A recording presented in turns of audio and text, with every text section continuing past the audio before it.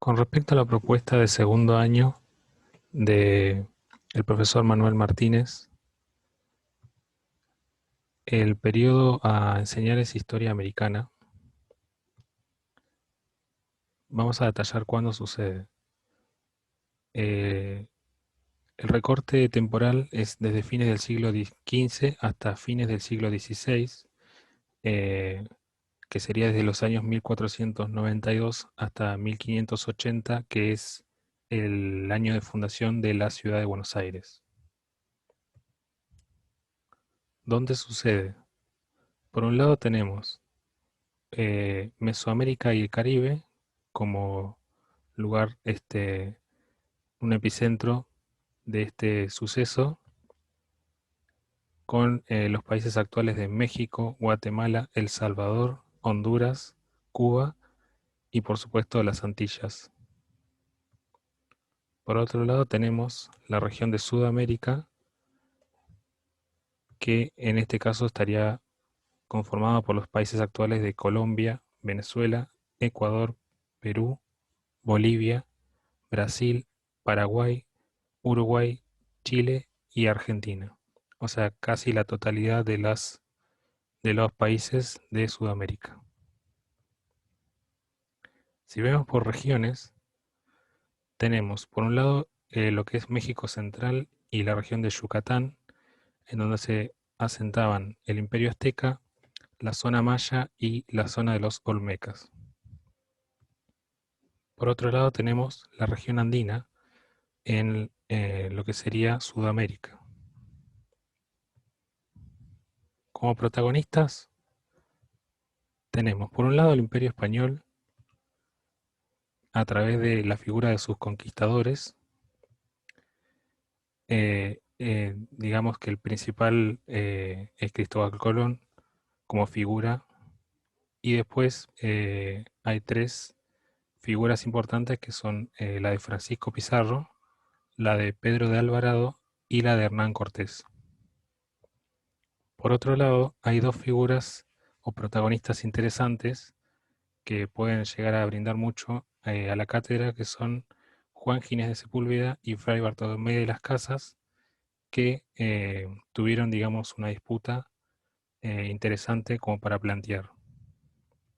Por otro lado, podemos ver los pueblos y sus resistencias. En este caso tenemos a los incas, a los mayas y a los aztecas. En el caso de los incas podemos ver como protagonistas principales a Huáscar y Atahualpa, que son, digamos, los descendientes del emperador. Y por otro lado, en los aztecas tenemos la figura de Moctezuma, que es la que se ve enfrentada a Hernán Cortés. Si tenemos que ver las situaciones históricas, por un lado, me pareció interesante rescatar desde 1492 a 1502 los viajes de Colón al territorio americano, que son 4. Por otro lado, en 1521, la conquista de Hernán Cortés a Tenochtitlán, que es la capital de los aztecas. En 1524, el proceso de conquista y colonización de la región de Yucatán, en donde habitan los mayas. En 1532, la conquista de Francisco Pizarro al Imperio Inca, tomando como prisionero a Atahualpa. Y en 1550 y 1551, la Junta de Valladolid, en donde se da el enfrentamiento entre las posturas de Bartolomé de las Casas y Juan Ginés de Sepúlveda. Por otro lado, tenemos, digamos, como puntos de inflexión o situaciones interesantes, en 1520 la muerte de Moctezuma en circunstancias medias extrañas. En 1529 hasta 1532, la guerra civil que se da entre los hermanos Huáscar y Atahualpa por el trono inca. En 1546, la resistencia de los reinos independientes del Petén en Yucatán, en la región del actual México. Y en 1572, la rebelión de Tupac Amaru, que con su muerte culmina, digamos, el proceso de conquista en la región andina de América.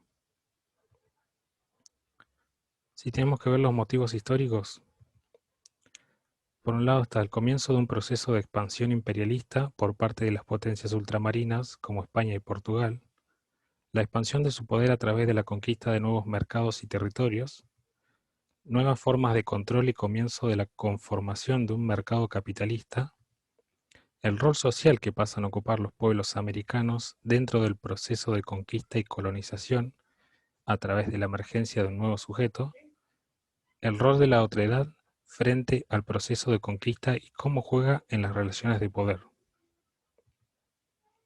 Como conceptos y para cerrar, me parece interesante rescatar, por un lado el concepto de conquista, por otro lado el concepto de colonización, por otro lado el concepto de poder y por último el concepto de control.